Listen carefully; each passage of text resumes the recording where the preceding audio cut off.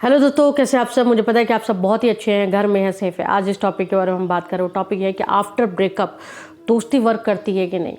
इस पे बहुत ज़्यादा नहीं डिस्कस करने वाले हैं हम। हमेशा की तरह वीडियो बहुत छोटी होगी। फटाफट चैनल को सब्सक्राइब कर ले, बेल आइकन को हिट कर ले। वीडियो पसंद आए तो लाइक शेयर जरूर करें।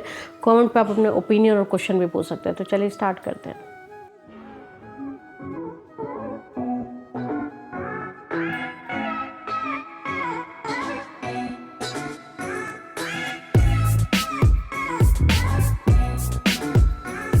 जी हाँ, तो टॉपिक है कि आफ्टर ब्रेकअप दोस्ती वर्क करती है कि नहीं। इसके दोनों आंसर हैं, हाँ और ना।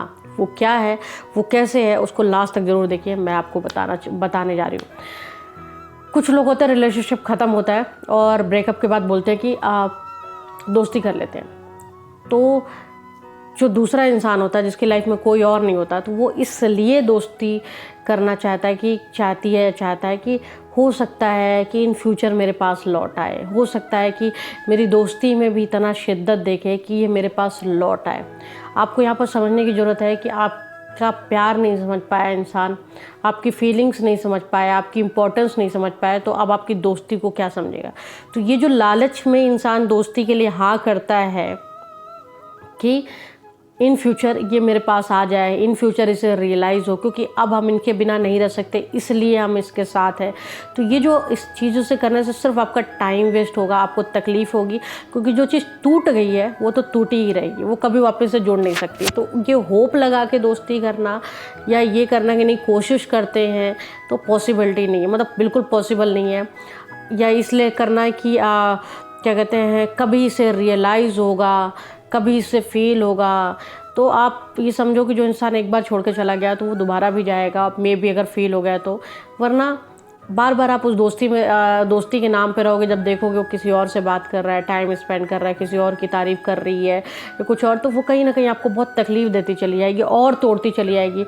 इससे अच्छा है कि एक बार में ही अपना दिल दुखा लो और मूव ऑन हो जाओ।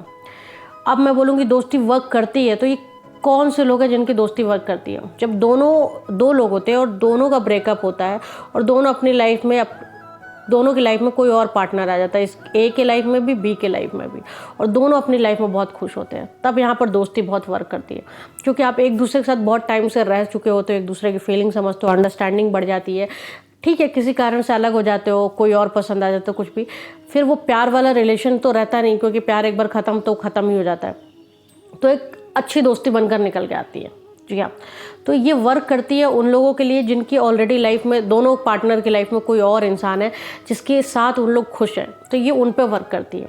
जो लोग इस होप से दोस्ती करते हैं कि मे बी सब कुछ ठीक हो जाएगा, मे बी सामने वाले को रियलाइज़ हो जाएगा, मे बी उसे मेरी इमोशन समझ में आएंगे, वो मेरी फीलिंग को समझेगा या समझेगी, या एक दिन सामने वाला किक कर देगा तो वापस मेरे पास आ जाएगा, तो ऑफकोर्स मे बी हो भी सकता है। बट आप ये भी तो सोचो कि जो इंसान अभी आपको छोड़कर चला गया, आप चला गया और आपको तकलीफ़ दे रहा है और आप हर्ट हुए, और फिर आपको दोस्ती वाली ऑफ़र वो तो इसलिए देते हैं कि कहीं ना कहीं एकदम से अपने आप को शरीफ दिखाने के लिए कि हम बहुत अच्छे इंसान हैं, हम इसलिए आपके साथ दोस्ती वाला बॉन्ड रखना चाहते हैं, क्योंकि हम बिल्कुल आपसे अलग नहीं।